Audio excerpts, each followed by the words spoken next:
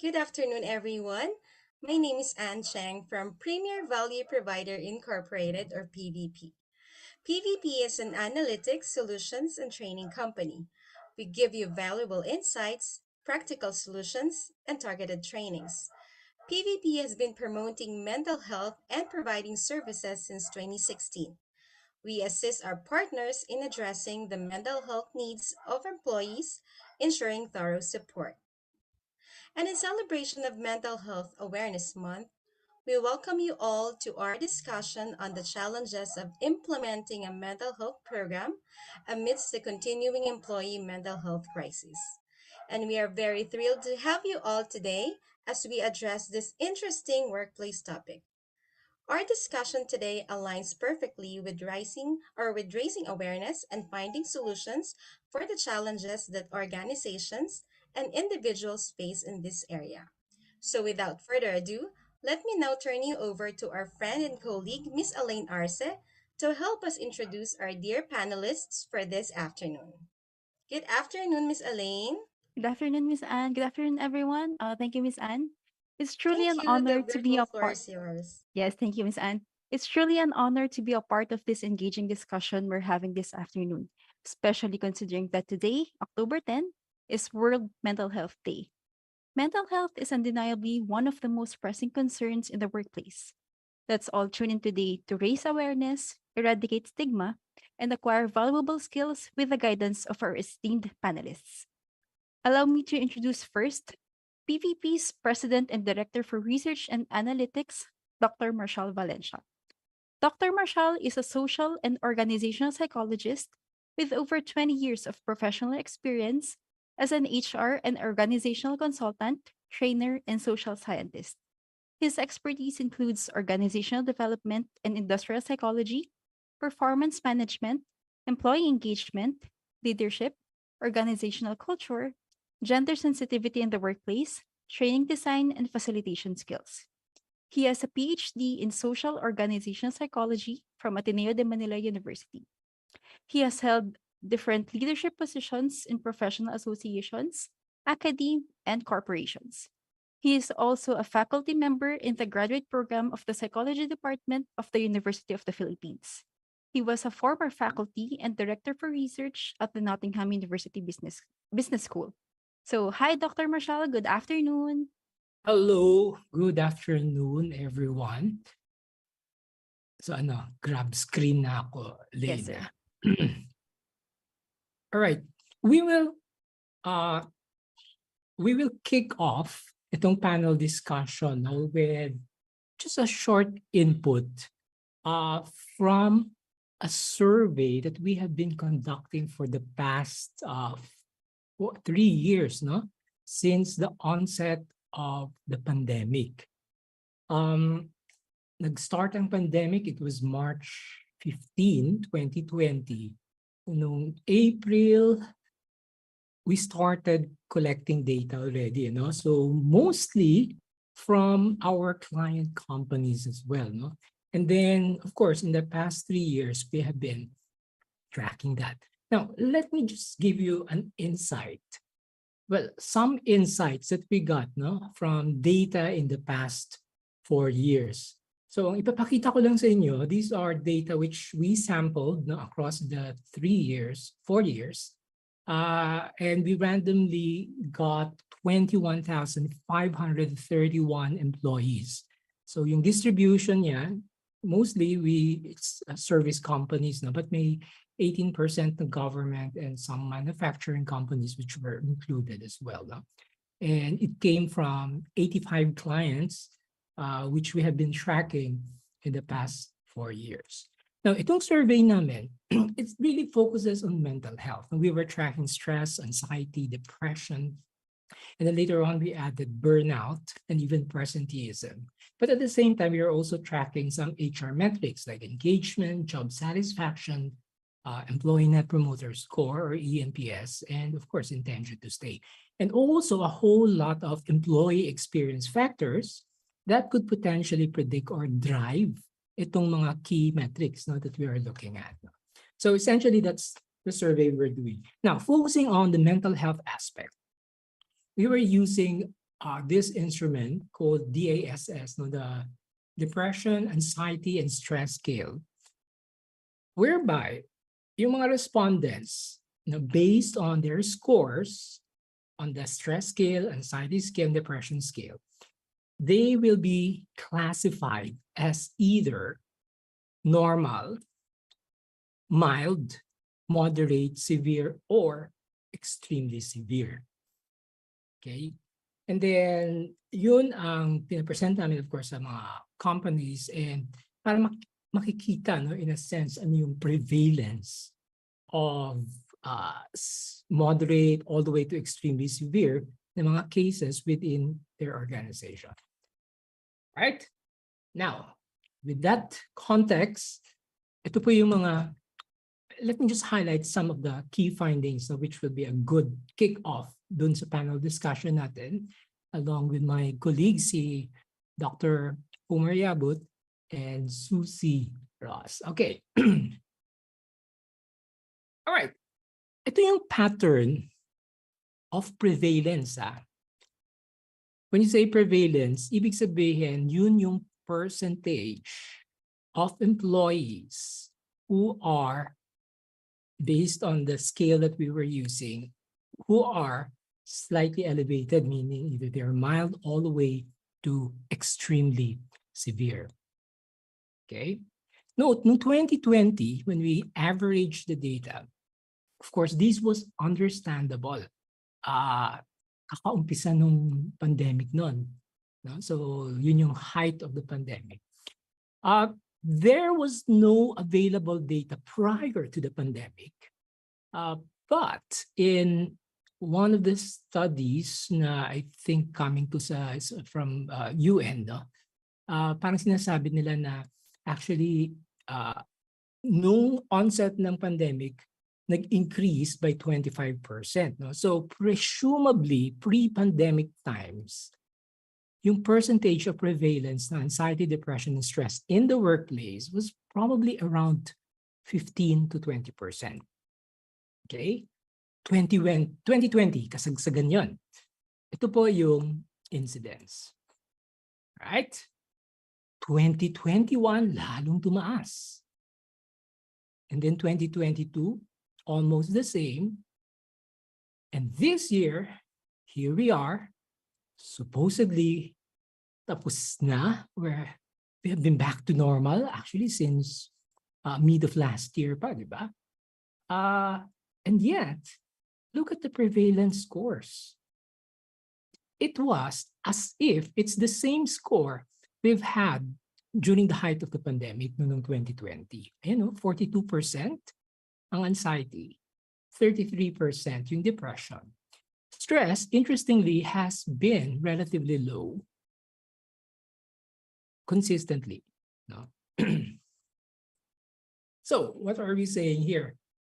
That the mental health pandemic is not over. It's still there. No? Nagbumalik na tayo sa normal world natin.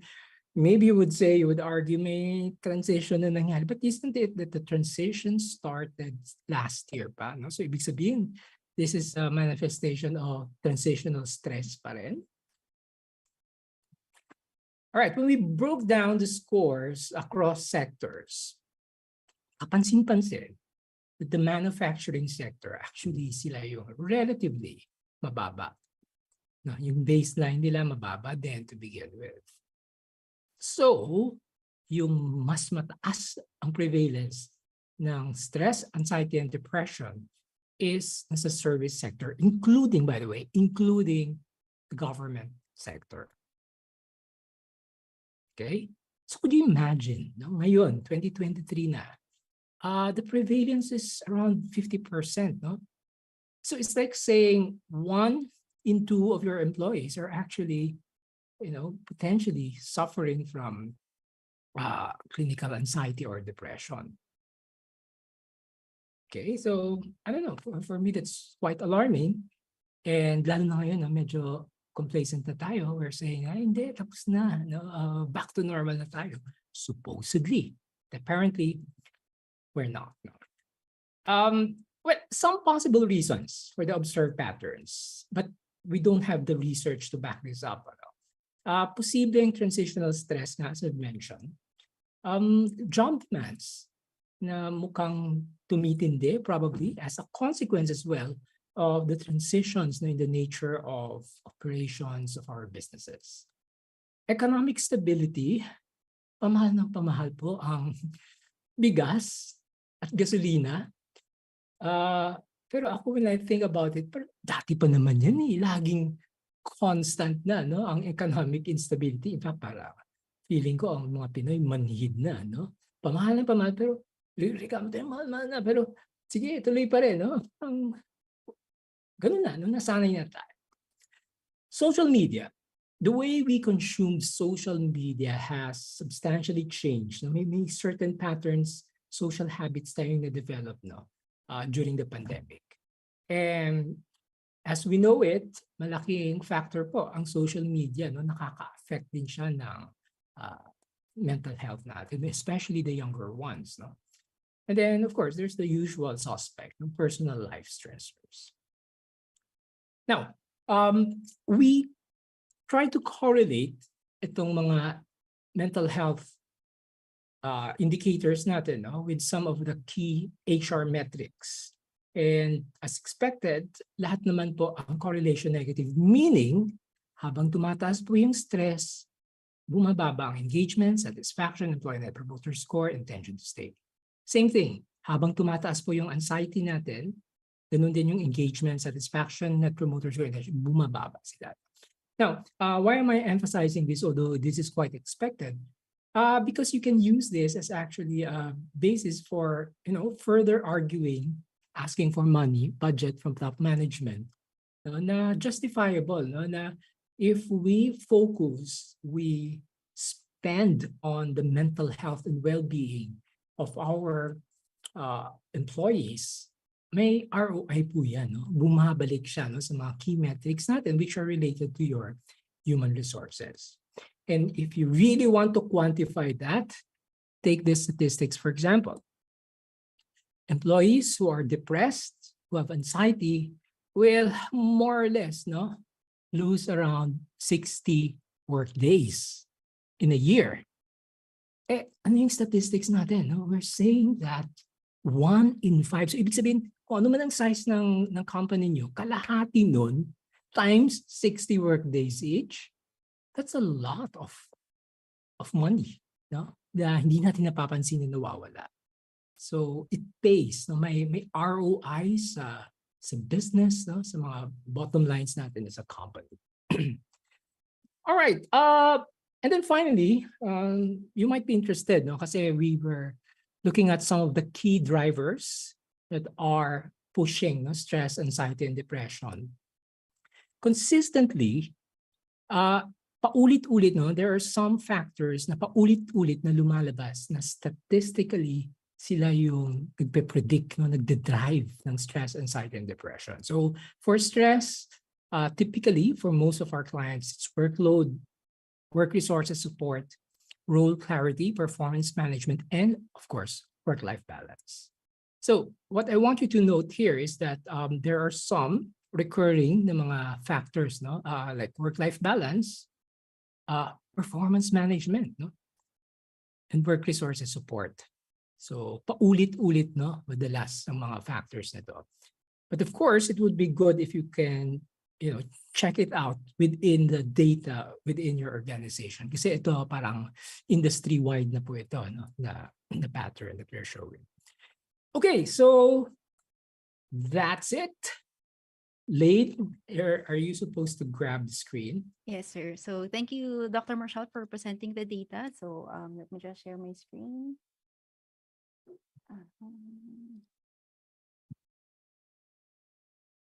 All right. So let me now introduce our other panelists. First, Dr. Homer Yabut. Dr. Homer is a licensed psychologist and a certified social psychologist. He is a faculty member in the psychology department of De La Salle University. He has a doctorate degree in counseling psychology and a master's degree in clinical psychology, which he earned from DLSU.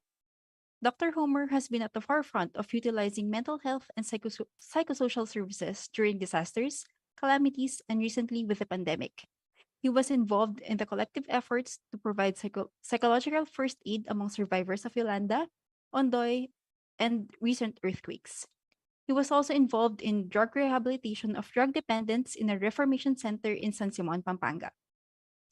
He is also a convener of the Central Luzon Volunteer Mental Health Professionals, which offers online counseling for those who are affected by COVID.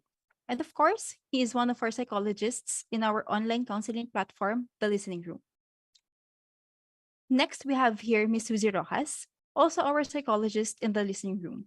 Miss Suzy is a licensed psychologist with clinical practice. She has a master's degree in clinical psychology from De La Salle University. She is a private practitioner providing services for over 10 years, serving corporate and individual clients in areas of personal development and organizational development. She is affiliated with various non government organizations whose beneficiaries are young adults with clinical cases, including social anxiety, depression, bipolar, and other mood disorders.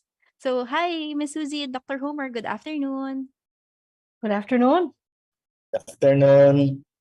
Ayan. So, to get the ball rolling, so let us start with the discussion.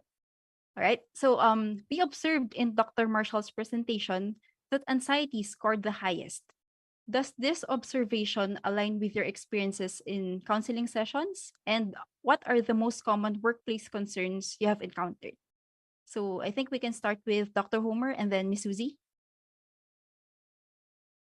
Yeah, Dr. Marshall mentioned the transitional stress, and I think this transitional stress has been very long until now. Some people are still in transition from work from home to flexi working hours, and I think it's the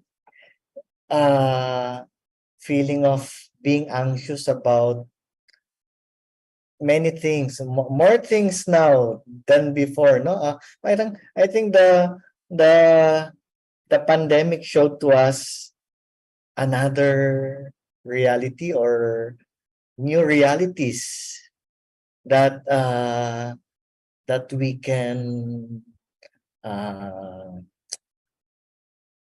grab, or opportunities like I know of some people who have multiple jobs, and because they prefer working from home, and then at the same time they earn more, no, they so I think more opportunities, more realities, more things to consider, and to the point of considering other careers.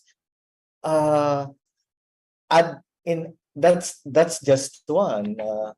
We add all the realities like multiple roles, a mother, uh, a wife, and then as an employee, and then your supervisor has many demands.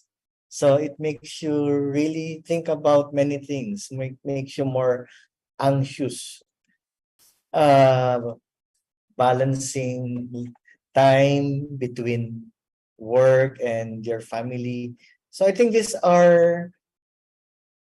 things make people more prone to anxiety. Uh, on one hand, there are more opportunities, but it kind of pressures. It's There's this pressure to, oh, I can do more, or oh, I can have this option. But of course, you have high organizational commitment. And at the same time, you don't want to quit, or you don't want to let go of go out of your comfort zones. And yet, these worries or anxieties are in your mind, no? And of course, yeah, kasama na yung mga economic instability, yung pamasahe ngayon, 13 pesos na. So, parang ang dami-dami, no? And our brain, our mind is always active. Social media, paggising, bago matulog, parang give it a break, no? I'm interested to also hear from Suzy, siyempre, no? Yeah, sige, thank you. Those are my initial thoughts. So Marshall was talking about transitional stress, and so was Homer, and I'd like to weigh in on that. From the counseling room perspective, the transitional stress is also because not everybody felt the pandemic or felt the transitional stress the same way. So everybody landed into the pandemic with different levels of resources and left the pandemic with different levels of resources. So the people in Makati, and I've said this all the time, they went into the pandemic. They're in Forbes Park, Das Marinas, Bel Air, and all these nice condominiums in Makati, right? So now they work in big time companies. They go into the pandemic. Oh no, there's the pandemic. Everybody stay home. What happens? They stay home. They send their drivers to Landmark Supermarket. They call their doctors, and their doctors come running to them. There are companies where highfalutin send all of them the food and the laptop and everything that you could possibly have. And then the pandemic finishes over, and they say, okay, it's now time to go to work. So the pandemic or the COVID experience is but a blip on their dashboard.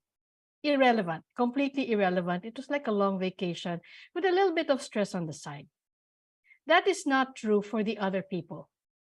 So if you go to the other areas, it is the pandemic happened. They are starting out in college, or they are midway, or they are mid in their careers. Families are depending on their income. Everybody is in one room. Because they are lower in their jobs, their positions are more expendable. The costs are now increasing. Therefore, the amount of resources that they have to work with are so much less. So come the pandemic, they really feel the crunch. They really feel the resources draining. Some have lost their jobs. Some don't have internet. Some family members get sick. And so when they come out of the pandemic, they are not the same. Now they have drained their resources. They have lost their jobs. A parent has died. They don't have the expendable income that they used to. And so their stress, anxiety, and depression is so much higher. Now, waylay that to what Dr. Marshall was saying, and a lot of readings were saying earlier, which is a lot of younger generation people have undiagnosed mental health conditions.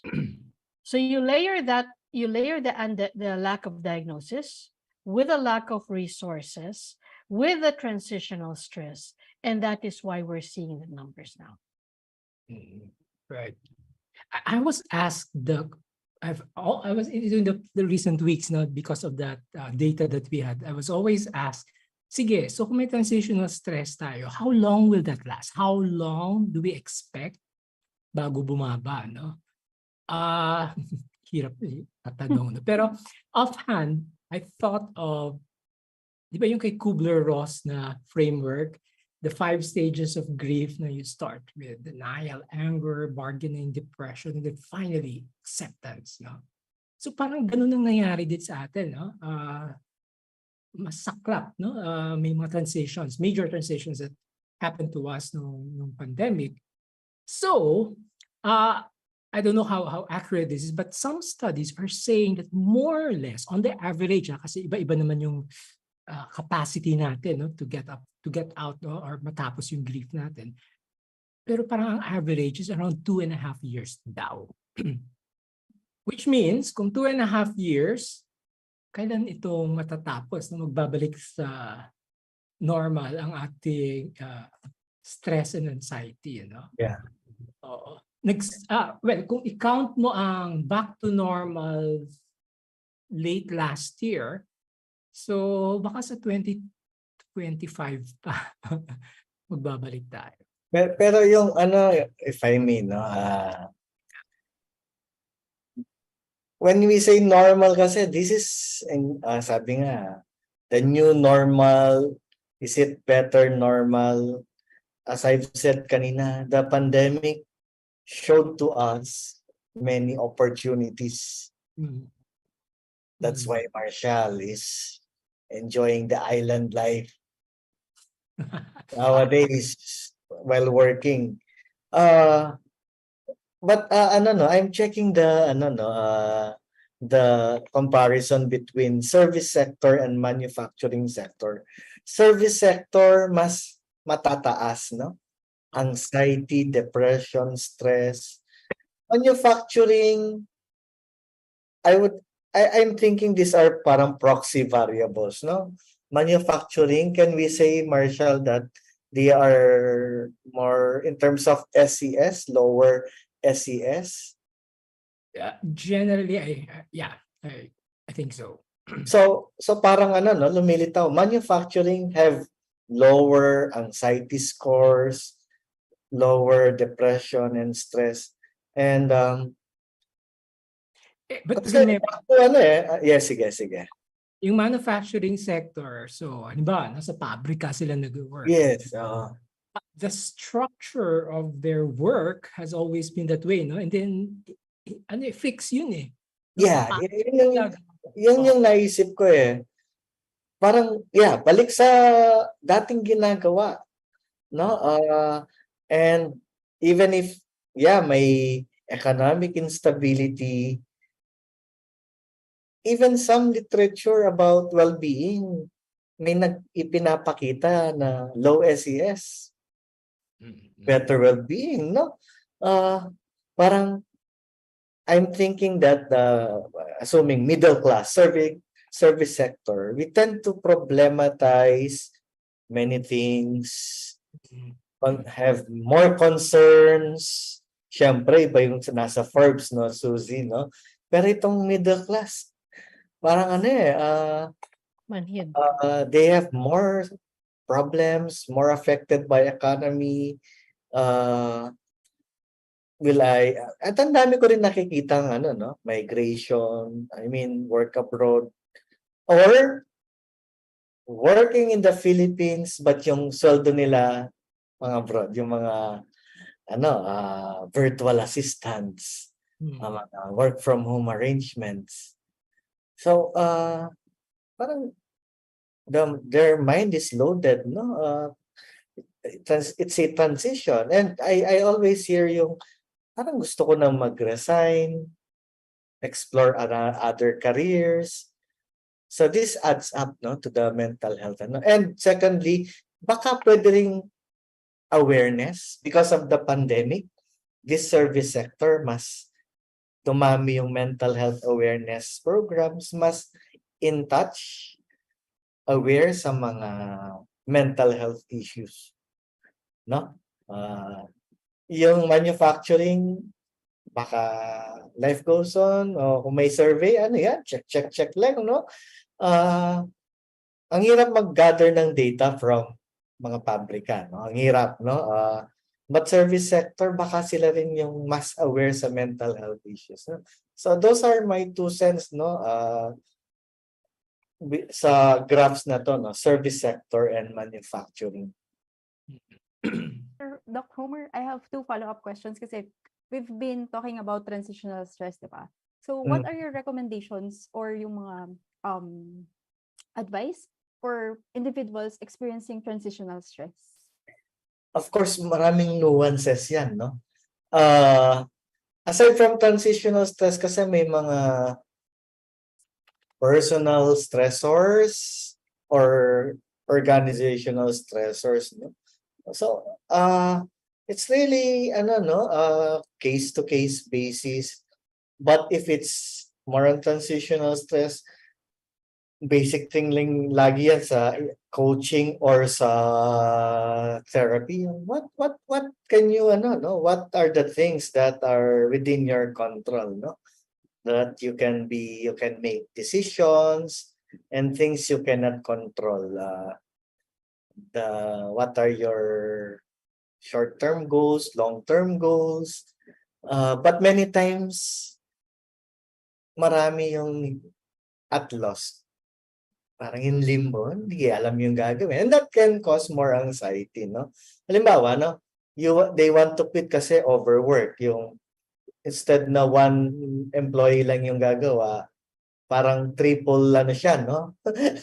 One-man team pero yung kanyang function pang 3 tao, no? And at the same time, kailangan niya ng time sa family. Di naman siya makapag-resign kasi kailangan niya ng pera, no? So, mahirap nun, no? There should really be a close reflection, deeper reflection, collaboration between the therapist or the coach and the client. It really takes time. Transitional stress ay, kumbaga nasa crossroad yan eh. Bigyan pa natin ng age yan.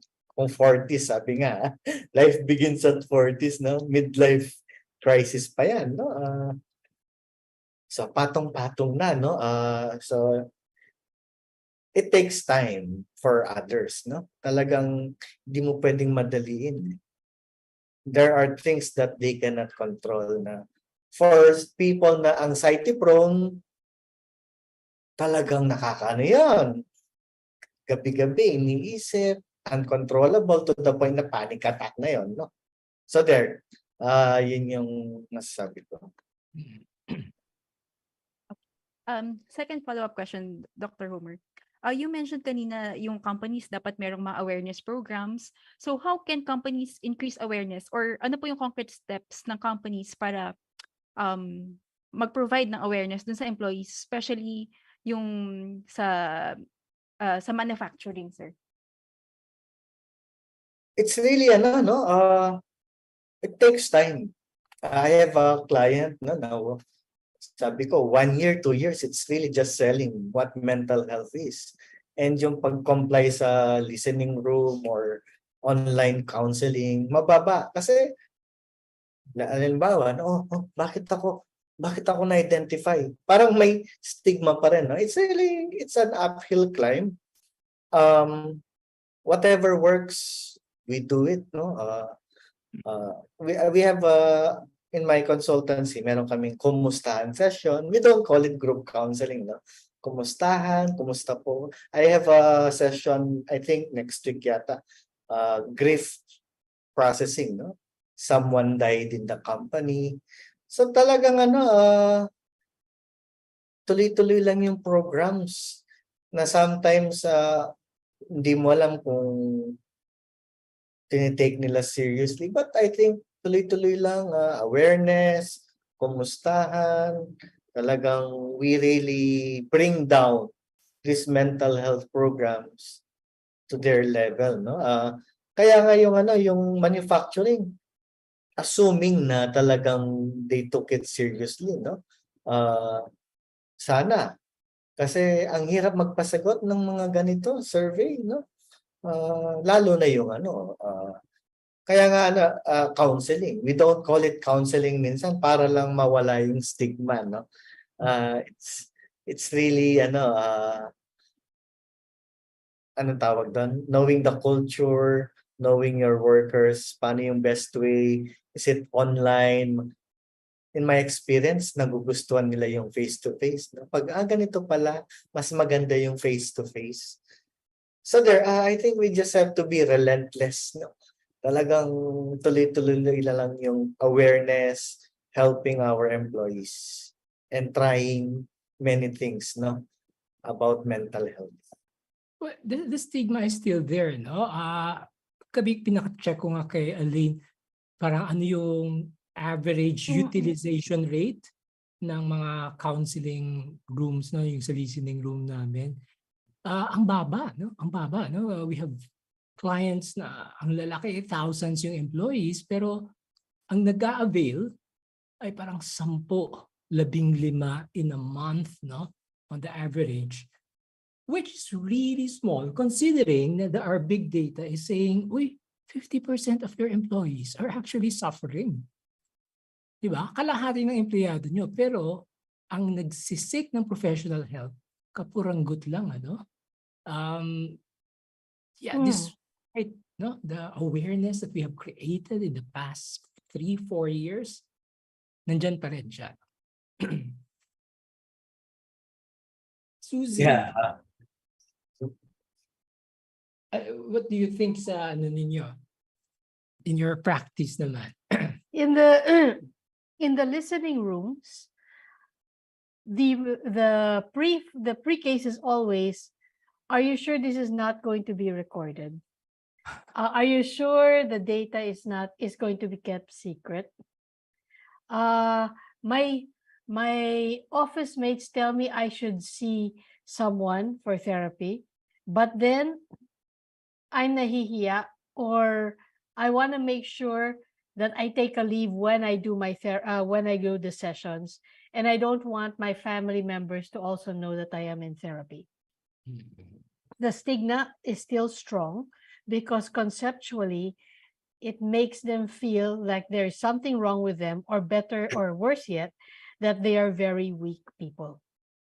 And so they would coach it into something like, I am having problems with work, which is more acceptable. Or I feel I need to be more motivated as I encounter this project that I'm going to be going into. When you drill down the presenting problem, when you drill down the question, then you see that they have been very worried for a long time. They've experienced levels of anxiety wherein they're filled with negative thoughts. They have not been sleeping well. They haven't been eating. They have been feeling isolated from their people at work. They have challenges with their relationships internally at work and even at home. It actually almost tick boxes the DAS scale that Marshall was talking about earlier. They just don't want to verbalize the condition of, I have an anxiety disorder. Yeah, I agree with Suzy, no? It doesn't come as clear as doesn't it's insidious at times, no? Or many times. Parang sa physical illness. Pag masakit lang ulo mo, hindi ka nang pupuntang doktor, no? Pag medyo may konting acid ka o minom ka ng Kremil S or I think same is true with mental health. Hanggang hindi pa malala, na hindi ka na nakakatulog, hindi ka na nakakakain, or hindi ka na nakakapag-work, you will not consult a professional. Kasi it's hassle eh. Nandiyan pa yung stigma. Naku, paano yung proseso, no? In my consultancy, inaayos namin forever hanggang ngayon, no? Yung ano yung best way, no? Kasi kung dadaan ng HR, malalaman ng HR na may mental health issue ako, sino kaya yung makakaalam sa HR? Kaya usually yung mga nag-avail, kung sino pa yung officer, sila yung nag-avail ng no? Kung sino yung nasa higher up, pero yung mga totoong target na, I mean, mga general employees, hindi sila nag-avail. Or halimbawa, another way na we're trying to diretso na lang, no? Message sa isang portal para may tumulong na. So, ang rin dito, I think it's our culture also, no? And common din naman, no? Even in other places, yung help seeking, mental health help seeking, hindi ganun lagi kataas na. So, sino yung pupuntahan? Usually, mga friends, mga peers, or religious advisors, ah, napupunta sa mental health professional, pag tinanong ako, wala ka bang nakakausap? Kasi po pagkausap ko, I have more confusions. So these people are making are not really helping. So kumbaga ang daming layers bago mapunta sa mental health professional eh. Kaya ako one of my in PVP no yung it's really training people in the organization to give basic helping or mental health first aid no at the very least in the organization help is available. Kasi parang masyadong nasa yung consciousness na ng mga tao to really seek a psychologist. It's really an uphill climb for all of us na in the mental health profession. Paano? Ang mamahal ng rates nyo eh. I've heard that Bumaba as well, that the rates are a challenge and that cost is a consideration, especially with the medication. And I've also heard that 1-2 sessions on the listening room are a bit thin. So from the perspective of widening, or number one, make it more available without people knowing, so the confidentiality. Second is the less limits, more availability of slots for the listening room. And third is a lot of companies seem to pigeonhole the mental health programs as an asset and not structurally center to the HR role. And so what happens is, if it is not measured, then it will not be managed, right?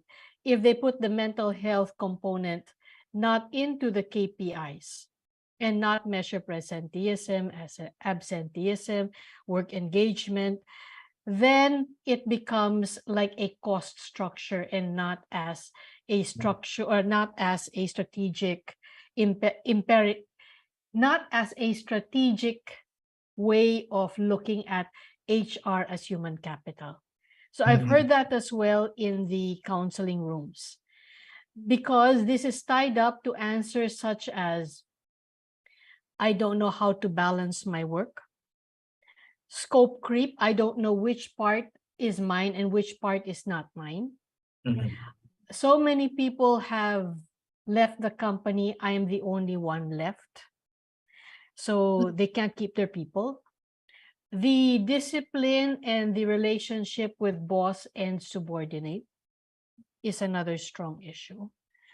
The challenge of developing relationships at work in order to sustain energy and happiness in the workspace. All of these issues can come out in the therapy sessions, masquerading as I am tired or I can't get along with my boss. But when you drill it down, it comes to those things. And yet those things are strategic in nature.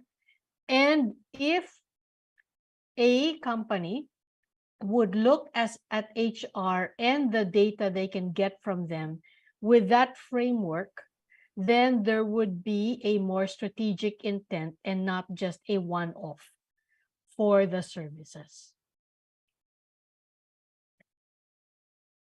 So Suzy, you can say na those who seek professional help, no? Na ang drivers nila are mostly organizational factors then. Yes.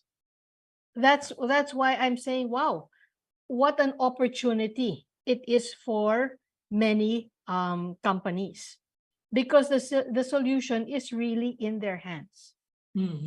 So the client can't say, I am overworked because the way they say it is, I'm overworked because 10 of the people have come in. I have 5 new people. I'm the only one there. That's the only way that they can language it. They cannot articulate what should be my scope creep. How do I balance my work?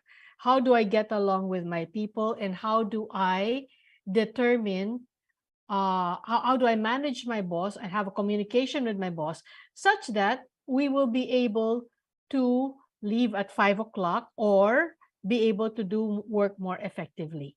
They cannot language it that way because they're stuck in the problems that they are facing. Yeah, kasi we always assume that, pag may anxiety, may depression, it's largely a personal thing. And parang less of because of the organization, no? So now mukhang actually a large part, no, of the drivers for anxiety and depression are due to organizational factors, no? Yes. Which is, within the purview of HR, no? Yes, which can be worked on, right? That's an interesting insight. Yeah, that's based also from your presentation, no? Yung alima role clarity, no? And this is also connected with safety things, no? Halimbawa, even the physical setup. I had clients like walang laptop, walang computer, walang table, and yet they're asked to do many things. So, and of course, nandiyan lagi naman yung personal, family, but in the biopsychosocial model, connected lahat yan eh. But since they're working, their employees, marami ring factors na related sa organization. In your presentation nga dito, work-life balance naka-center, no? Kaya nga naisip ko, nung bang pandemic, mas na-balance, mas na ano yung balance? Is this something na hanggang ngayon, nasa transitional pa? Well, people are parang naging more aware sila that there is a need for, work-life balance, no? So, nag-create ng expectation, no, within the employees. Kaya lang, hindi nakakahabol pa. Siguro, ang kultura ng mga organizations, no, na sige, work-life balance kayo, pero yung mga demands, no, pwede pa rin kayong tawagan, no, after 6 o'clock. Tawagan ng 10 p.m., no? 8 p.m., mga ganun, no? Pagka hindi pa nag-agree na, this is how we define, no, work-life balance. Yeah. Right. So question po, if a company already has a mental health program in place and wishes to enhance it further, where should they begin? Or if wala pa, paano po ma-initiate ng companies yung pag-start ng mental health program? And then, if meron ng mental health program, one size fits all po ba? Kasi for example, merong dalawang sister companies, tapos merong shared HR, ganyan. So, will the mental health program be applicable to both companies po ba? Yeah, I'll answer that, no? Talagang ano siya, no? What I mentioned kanina, whatever works, no? Kasi one thing na very important, and this is in the DOLE directive order, all stakeholders should be involved, no? Union leaders, HR, the clinic, kasi mas alam nila yung ano eh. So it's not a top-down, no? Participatory approach yan. And kami, no? If it's not working, ano pa kayang ways? So kumbaga, the mental health committee na which I'm a part sa isang company, talagang we analyze anong mali, anong pwede nating improve, anong activities pwedeng ibigay. Okay, let's give them a mindfulness yoga session next month, ganon. Baga diversity of so it's really something na kailangan yung profile alam, kailangan alam yung needs. So their research is also important, no? Kaya para makagawa ng evidence-based interventions. But yeah, if it will start with the lahat ng stakeholders dapat part of the mental health committee who will draft the mental health programs. Napansin din namin yan, ano, many of our clients, well, back then in 2020, 2021, parang atat na atat, no, to jump into implementation of the programs, and yet they have not established the extent of the need. No? Hindi pa na-identify kung sino talaga yung mga at risk na segments of the organization. So, importante, no, yung diagnostics, no, yung assessment, no. Kasi minsan banat lang tayo, implement na yung ating programs, pero hindi pala siya targeted. No? Yeah. How about if meron pong multi-generational workforce, how can you tailor your mental health program para ma-accommodate po lahat ng generations? Or specifically, may nag-raise po kasi dun sa ating expectations from our participants, paano daw for the older generation? Meron akong example dyan, no? Halimbawa, since in my consultancy, meron kaming ano, no? Session of retirables. Okay? Session with retirables. Session of mothers handling teenage kids. Session ng mga new. So, part kasi ng program nila yung at least once a month may kumustahan session and then identify anong mga segments, no? So, kaya nga walang one size fits all. Na ang pinaka-critical dyan yung halimbawa, mga security guards. How do you reach out to them, no?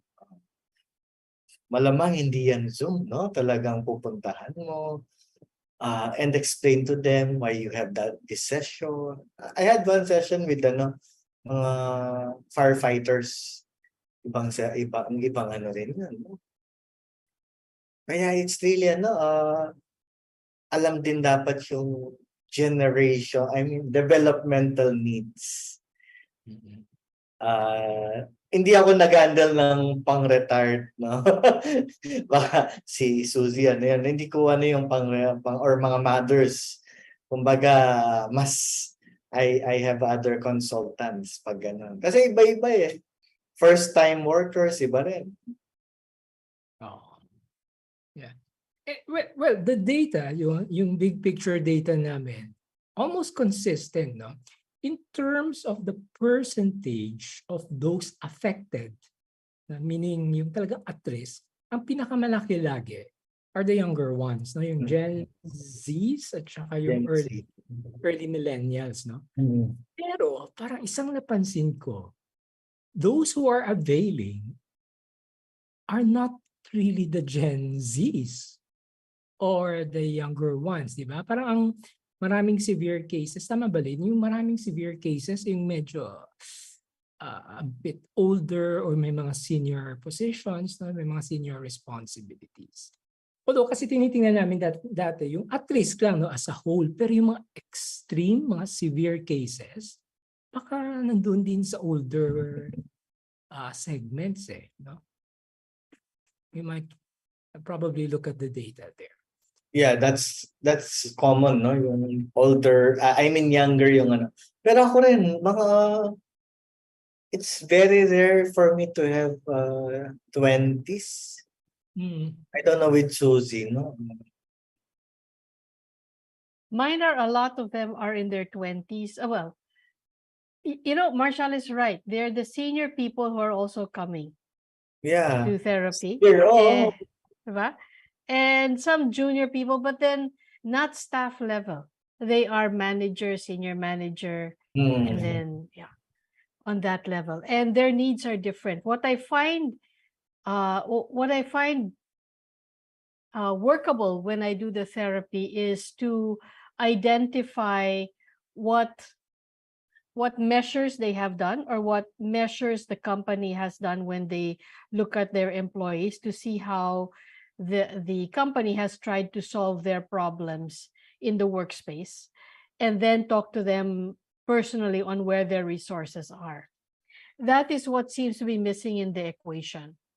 The companies believe that when they let's say put good food in the cafeteria, or have a Christmas party, or have a outing that would consist of the mental health program, when clearly those are supposed to be supporting programs or supporting designs to what the real issues are, so that when the manager or the C person comes over and does therapy and asks me, how am I going to motivate my team? What seems to be very evident is the lack of relationship, the lack of scoring, where they are in their stress levels, what is causing the disengagement. That data is what I work with my client to identify where we can start in terms of an intervention. So I would imagine, therefore, that the challenge of a mental health program is really the baselining of where the problems are, so that the design can be made properly, and then they can actually measure whether or not the effect has been successful. Actually, Miss Suzy, we have a question here. What assessment tools would you suggest? I can only think of work performance, so number of widgets sold as a revenue. Number two is the others that they were talking about is number of projects that have not been done, which should have been done over a specific number of time. So presenteeism and absenteeism, and then churn. So churn, work performance, absenteeism, presenteeism.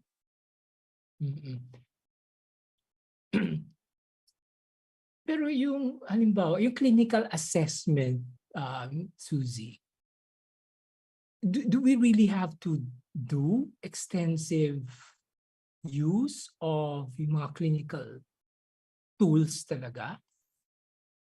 What seems to be effective with my private client base has been the DAS, the PHQ, because that can give them an idea of quickly where their levels are in terms of anxiety and depression. Oh. So you would also trust yung DAS? Yes, I would trust a DS and a PHQ. Oh. Yeah. Okay, na screening test, no? Those are important at the very least. So yung full-blown assessment for specialized cases. That's right. So how can we establish a feedback loop to continuously improve mental health programs if existing na po siya? What I've heard from my foreign client base is that a lot of major companies have them online. So there's a website, a feedback mechanism of the mental health program in the website, and there are tools to measure and engage the employee population on how their mental health is. And there is someone who is in charge of that website, generates the data, and then presents it to the board.